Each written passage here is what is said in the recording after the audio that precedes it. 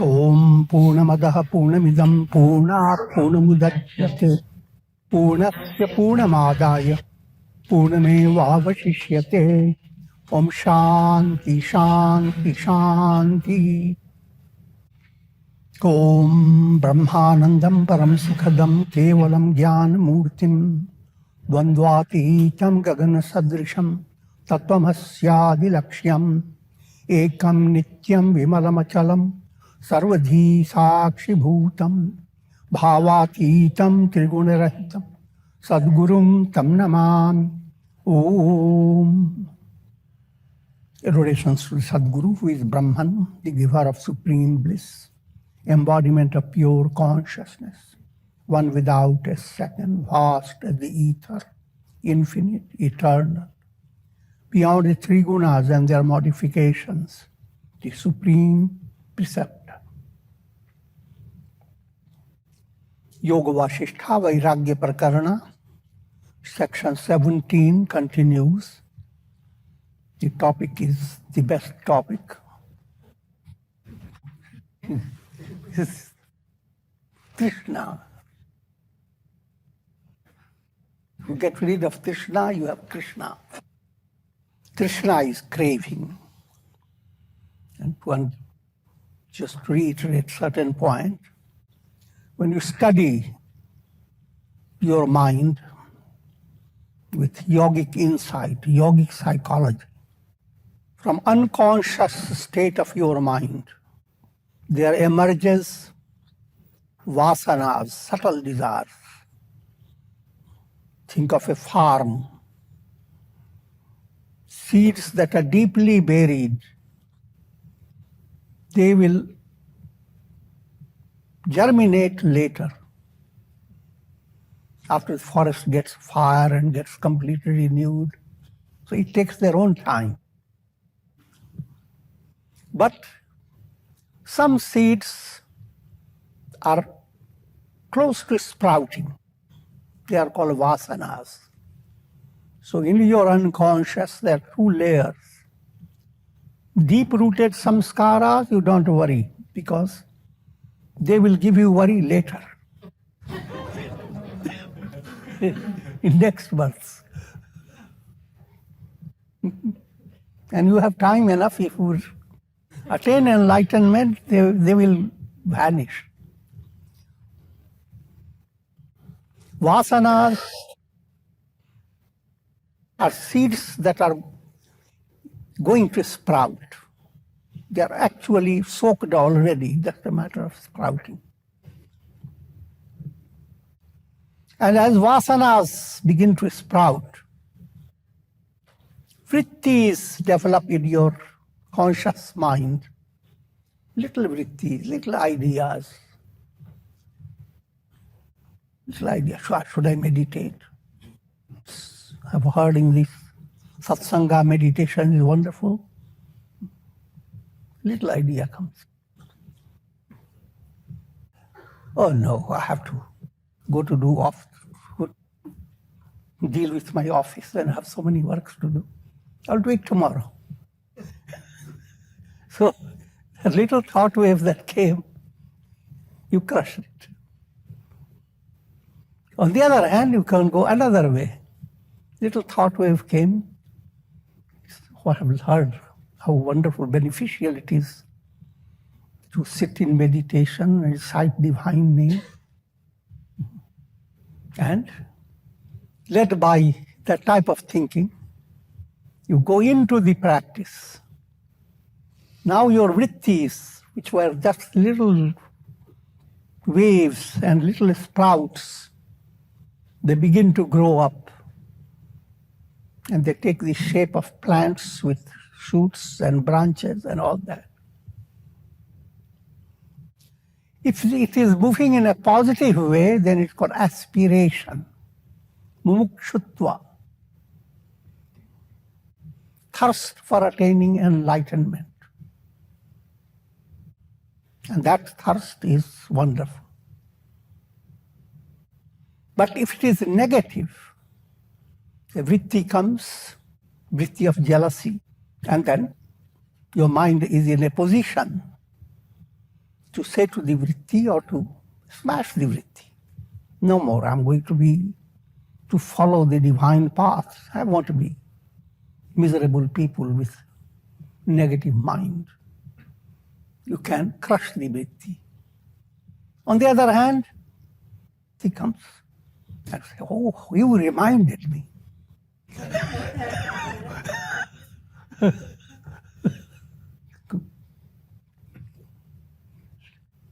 I think, how many negative things that person has done to me? Among many negative things, the person doesn't, the very shape of the person is horrible. You're adding your imaginations to it.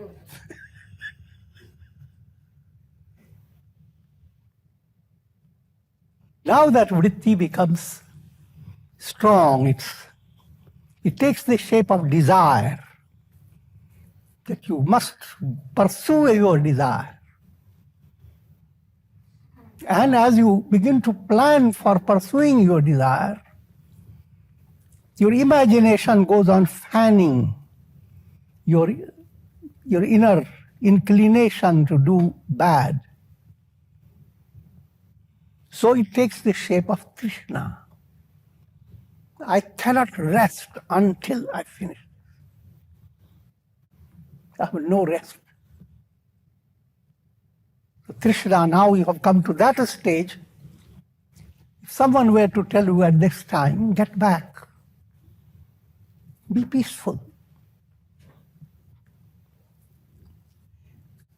It is just like when fire is just to start. It is easy for you to extinguish it. But now fire has already blazing. Now it's not easy, even though you realize now this shouldn't be there. Two ways to go. You may realize it shouldn't be there, or you may become completely dominated by the feeling that this is my personality. I have to follow this negative track. I'm picturing now the terrorists, how they develop in their mind a negative project, and now they go through in that project in such a way they sacrifice their own bodies, own personality. Krishna, therefore, needs to be well understood by every individual, especially those who want to attain spiritual progress and liberation. Krishna is the major characteristic of bhavavyadhi, the disease of the world process.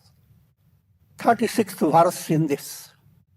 Ashadirguna sasyanam phalita sharadapadam himam samvit sarojanam tamasam dirghayamini.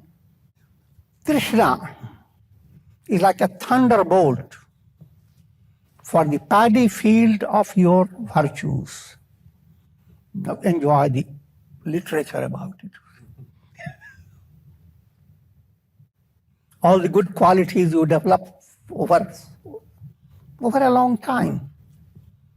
And you enjoy the field with wonderful blossoming flowers. But you have not taken care of your inner understanding. And your Trishna has developed.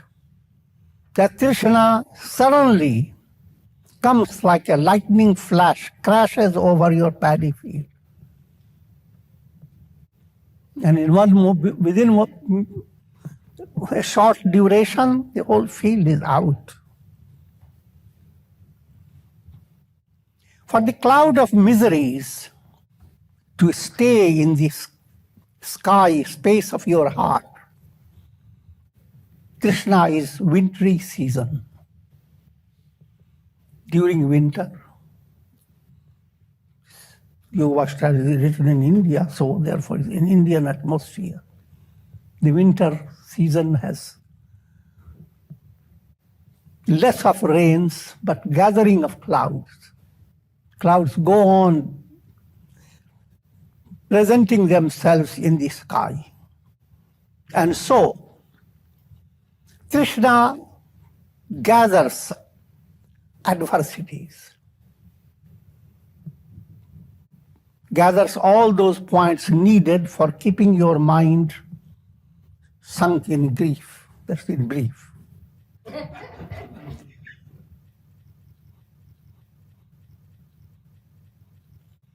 And for the lotus of Tattva Gyan, Krishna is like a hailstorm, it's like snow falling upon the lotus. And Krishna is the enhancer of ignorance, of avidya. In this dramatic theater of the world process, Krishna is the best. Naughty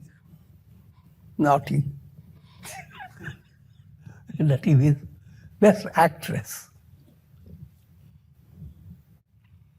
And this actress lives in the abode of pravritti, just like birds live in their nests. Krishna bird lives in the nest of pravritti, means a mind that has no insight into attaining liberation. It's only bent upon having most joyous time, prosperous time in the world, nothing more. And in that process, one pursues the path of virtue, but virtue is not so profound. Ego continues to stay firm and inflated. So you have to understand that point brought out in Hindu scriptures. The difference between ordinary practice of virtue and profounder virtue. Ordinary type of virtue, your mind is tempted by heavenly enjoyment, and people even have their kind of a mathematical diary. If I build so many dharmashalas, charitable things, I will have so much duration of time in heaven. If I do this, I will be given a palace close to Indra's palace.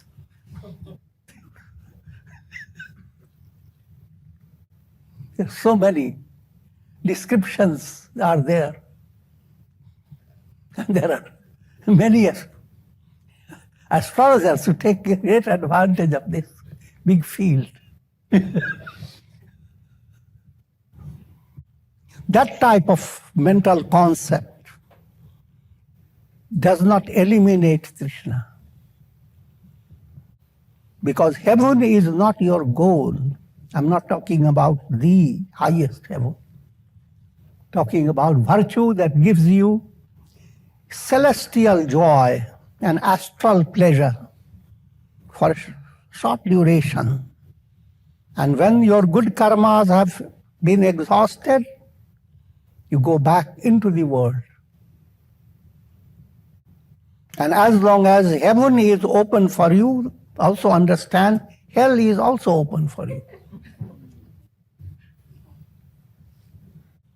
But having developed a virtue that can place you in heaven easily, you have pushed more, develop a deeper movement by developing devotion to God. You brought bhakti within yourself.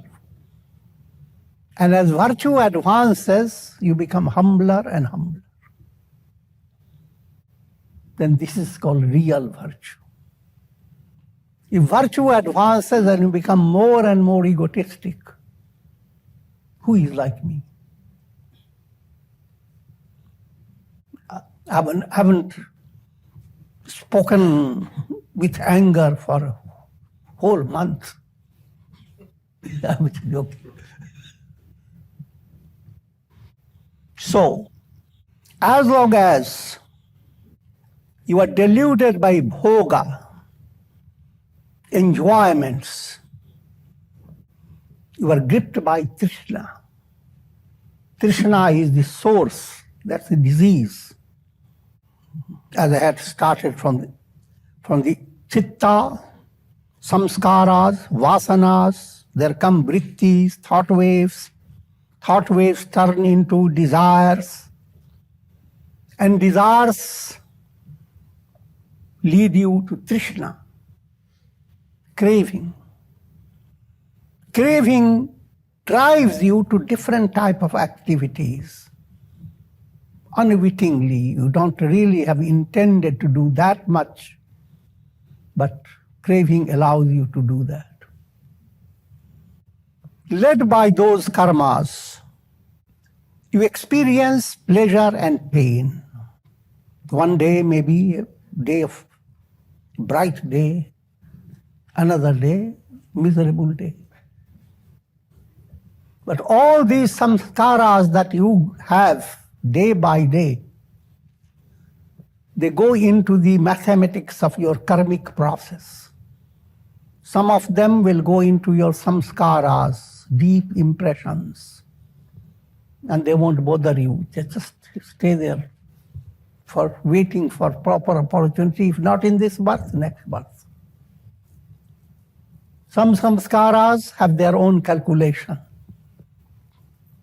which means you may get the result of those samskaras, negative karmas, in a few days. Some samskaras go into another mathematics. If you have done spiritual sadhana and created counter samskaras, those samskaras melt away. Some samskaras undergo a different mathematics. Your good karmas are unable to reduce them completely. So those samskaras, instead of presenting situations in your day-to-day life, they occur in your dream. But the misery that you suffer from it is the same. Even in your dream, when you are surrounded by a pathetic situation, even a snake coming on your nose with its tongue out, it's a horrible experience. Only relief comes very quickly when you wake up. So this chain goes on, samskaras, vrittis, desires, cravings, good,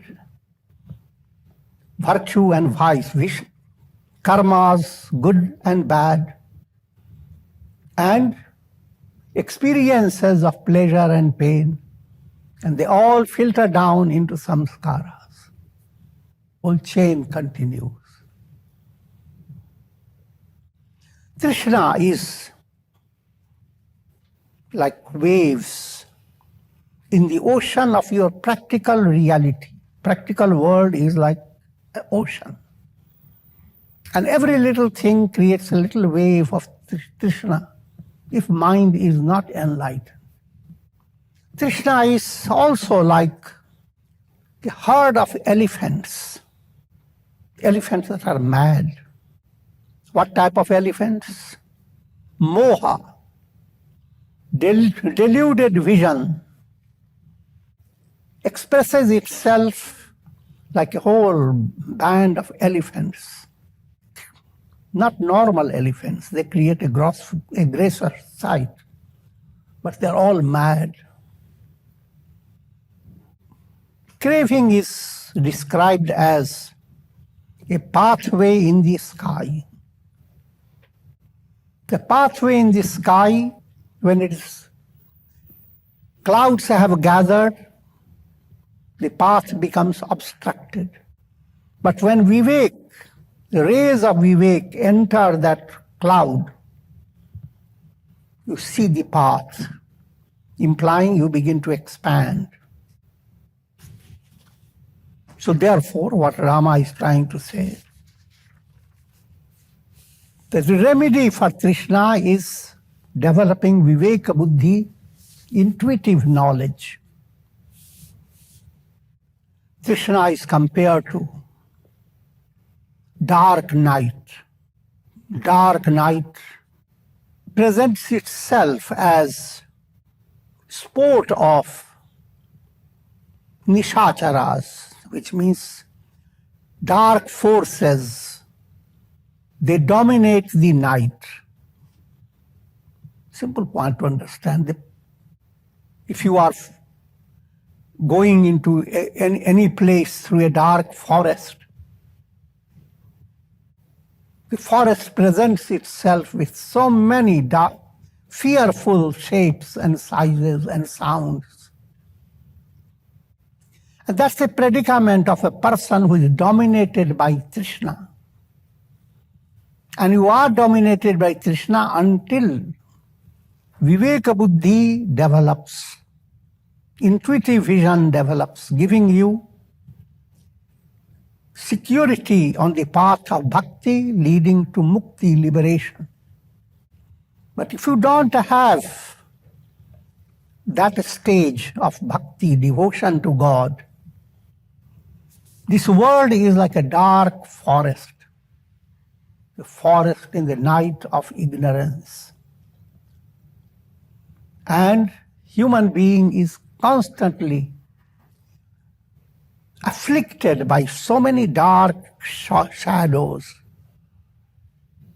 In other words, all one's miseries are based upon vikalpas, various imaginations, fancies, imaginations. Just like fishes living in a lake, they go on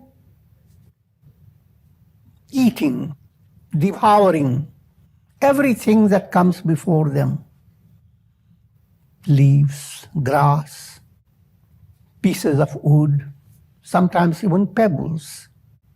And while doing that, unwittingly the fishes come under the trap of fishermen. In the same way, soul gripped by Trishna goes on enjoying the world, goes after Vishaya Sukh, pleasures of the senses. Pleasures of the senses, if you pursue them indiscriminately, you are doing the same thing as the fishes do. Everything that looks wonderful, everything that tickles the nose, eat it.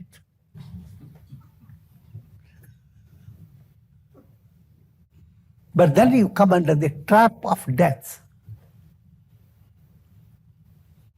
And with all your senses and with all your body, you suddenly find yourself in utter despair. Trishna, craving, brings about growth and flourishing of strange type of lilies or lotuses.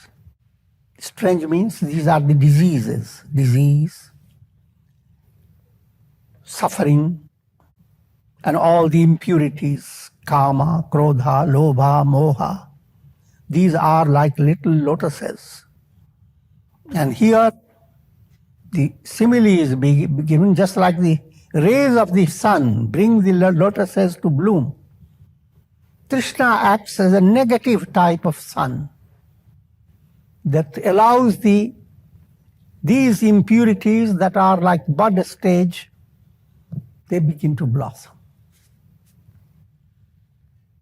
Even people who consider themselves very strong and heroic, craving gives them utter humiliation. And yet, it's a great wonder that this most difficult enemy Vishaya Trishna, craving for pleasures of the senses. The most difficult enemy, most terrible demon, as it were. And what's the great wonder? That this terrible enemy is destroyed by the sword of Viveka. All sages and saints have done so as if in fun. When you destroy it, it is a movement, sahaj, spontaneous. It seems big thing to grasp, but think of if you are having a horrible disease, a little idea enters, this is a dream. In a horrible dream there, and a little idea enters, it is a dream. And the moment that idea enters, the entire dream world moves away from you. It's a great wonder. While in dream you are facing problem after problem, whole storm of problems. And now all that vanishes by one little ray of waking awareness. One little ray of Viveka Buddhi pushes away all these negative forces in a miraculous manner. Trishna that abides in the heart of jivas, individuals, it is so, it inflicts injury in such a manner that you cannot really compare with any other. If you say the injury is like thorn entering the heart, a sword entering the heart, or Rama is saying all these descriptions are lesser. To also understand, physical pain, etc., are painful, but they are different level. But when injury comes in your heart, led by your craving, that goes on existing within you day by day and sometimes life after life. So, try to understand the comparison. Being hurt by weapons seem very crude, but what Krishna hurts you is more than any weapon can hurt you. That doesn't mean that you go after weapons, you get hurt by weapons. All the destructive weapons that people use, which inflict tremendous injury on people, Krishna inflicts injury that goes on from life to life. So all injuries are as if much lesser. Krishna outwits them. Just like vessel is drawn up and down in a well. It goes down, brings the water, is carried. Just like that mechanism is there. In the same way, Krishna lets the soul into difficult circumstances, lets the soul into little prosperous circumstances. It goes on presenting to the soul diverse situations. And there are different forms of Krishna. The basic forms I have already told you, the three types. Putreshana, there is general instinctive Trishna in people to have a family with lots of children and grandchildren and so forth. Treshana. Dhritarashtra had 100 sons. He felt very joyous. Vitteshana, to very successful business person, having lots of money here, lots of money in different parts of the world, lots of business and so forth. I'm exaggerating. I'm not exaggerating it actually. That's the reality of the world. And then Lokeshana. Everyone wants to go viral. To be recognized all over the world.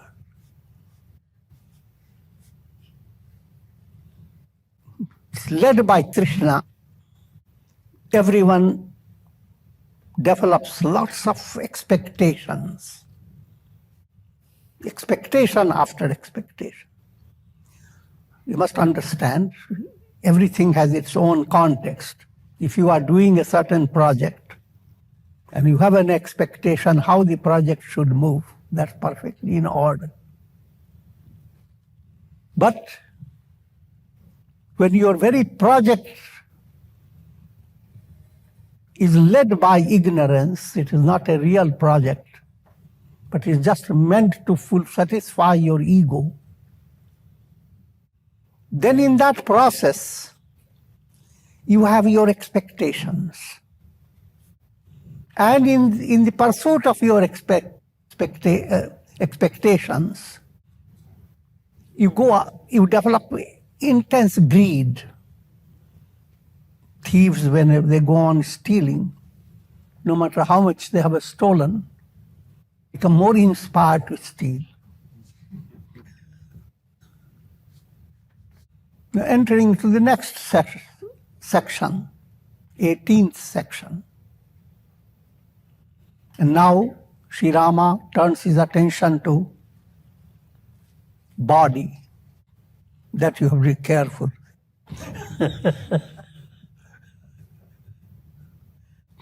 He's using X-ray vision. Sri Rama said, "Oh sage, what this body? Wet intestines, veins and arteries and nervous system, everywhere, from toes to the head. Ever changing and mortal. This whole body is the basis of all miserable experiences. All your experiences are in and through your body. I'm talking in a broad way. And all the ingredients within your body, they are constantly being polluted. Now, when we talk of body, also understand, body is called sharir. Sharir means shiryate, that which perishes. And body has three types of body. You have physical body, then you have sukshma sharir, subtle body. Subtle body is combination of vital sheaths, pranas, mind and senses called manomaya sheath, intellect, ego, vijnanamaya sheath. All these three together is called subtle body. Even that body has its decaying process, not like physical body. Even subtle body goes on changing. And ultimately, it evaporates in enlightenment. And then there is causal body. Causal body is deep unconscious. That deep unconscious gives you possibility of going to deep sleep. All this study is given in Vedanta and will be given again and again. Remember, there are 5 sheaths which are categorized into 3 bodies. 5 sheaths. Physical sheath called Annamaya Kosha. This Annamaya Kosha is sustained by Pranamaya Kosha, vital sheath. Vital sheath is the basis for movement of the mind and senses, called Manomaya Kosha. Manomaya kosha is evaluated and controlled by Vijnanamaya kosha, intellect and ego. And intellect and ego find their source in the deepest samskaras hidden in your unconscious. That's called Anandamaya kosha. So when you go into the deep level of unconscious, that's what happens in deep sleep. For a while, all miseries move away, and you experience a resemblance of Ananda. Ananda is joy, bliss. But what you experience in deep sleep is a negative counterpart of bliss.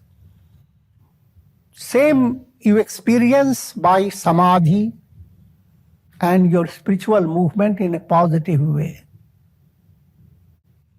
Then you have attained real. That's the goal. Goal is to attain I am Ananda, absolute. But until you have reached the goal, you are with these three bodies, physical, subtle, causal. And when we speak of evil of body, we are referring to all the three bodies. Another name for the body is given de. For Spanish people, it's very easy, déjalo.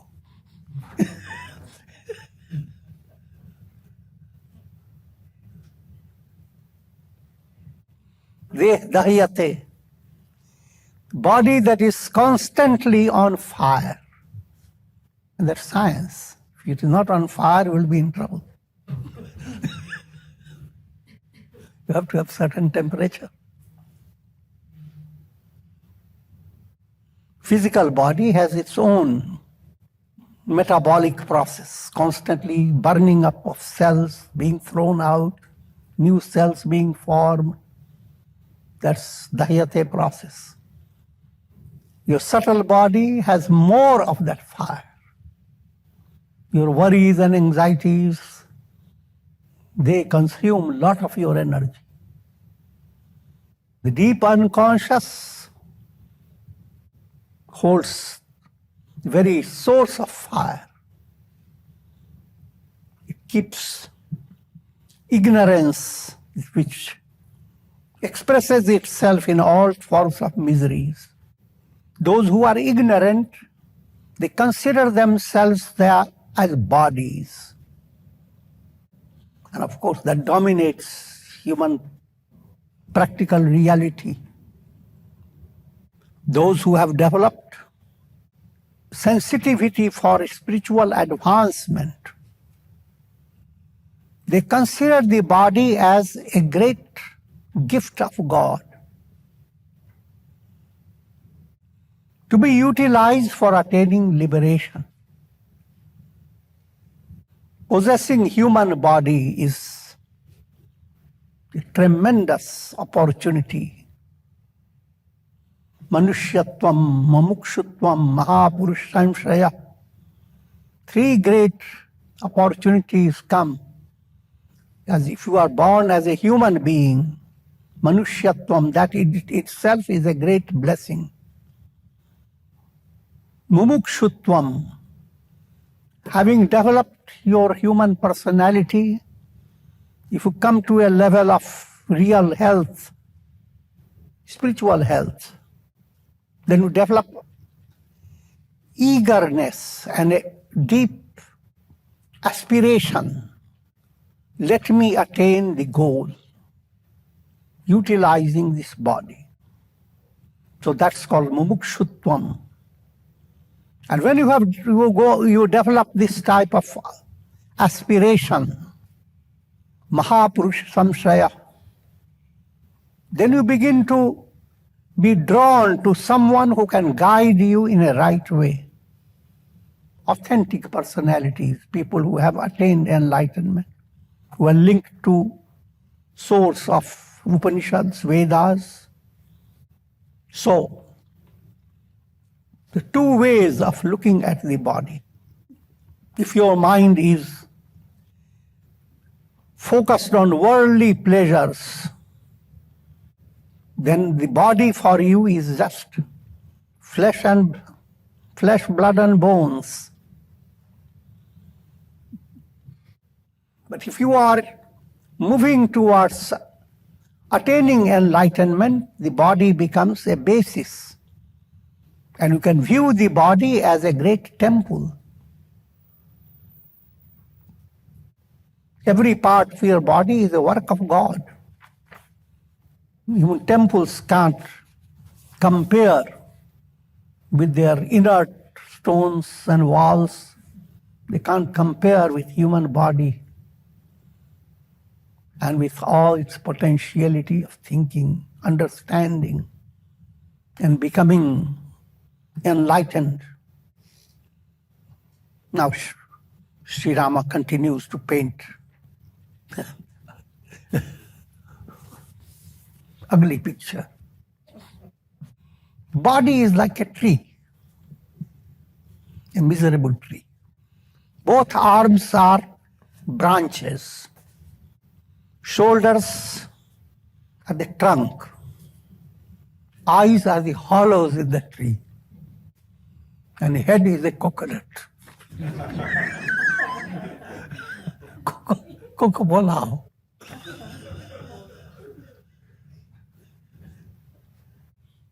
And that head is a nest for beautiful birds. What are those? Your teeth. Snowy teeth. And 2 ears are like those birds they get into the tree, Katforava Pakshi. Birds that go on digging into the trunk and create a hole. So something has created holes in these two. Hands and feet are like leaves. They look tender and good. And this tree has a creeper entwining it and living on it. And that's disease. And just like tree is to be cut down by axe, this body is to be cut down by the aspirant who has developed profound aspiration for attaining enlightenment. And the Upanishad describes that. Dva suparana sayuja sakhaya samanam vriksham parishasvajate. 2 birds live upon this tree. They look alike. Jiva and Ishvara. Jiva, soul, goes on eating fruits. And there are lots of fruits. One fruit it eats, it finds so sweet. Another fruit it eats, it's sweeter. Third fruit it eats, it's bitter. Another eats, it's bitterer.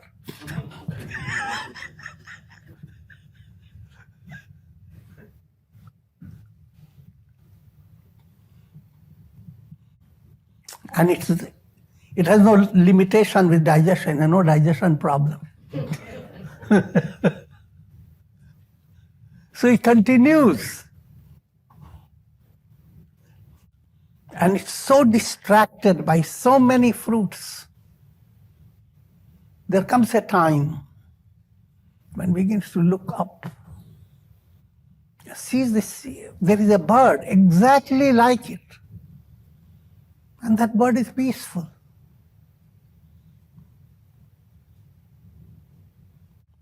And when then it occurs into its mind that it is looking at its own reality. Deep down you are Ishvara.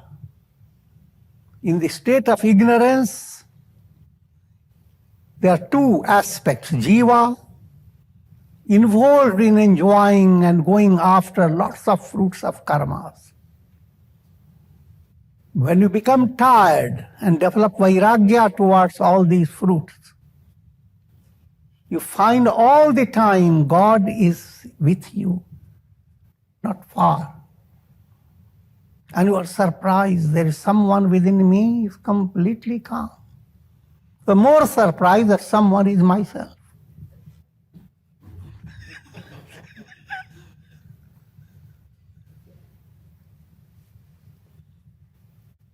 And when that revelation comes, the whole tree vanishes. And all the story of misery disappears. And with this I'm going. There are a lot more things about body. Om Purnamadah Purnamidam Purnat Purnamudachyate Purnasya Purnamadaya Purnamevavashishyate Om Shanti Shanti Shanti Hari Om.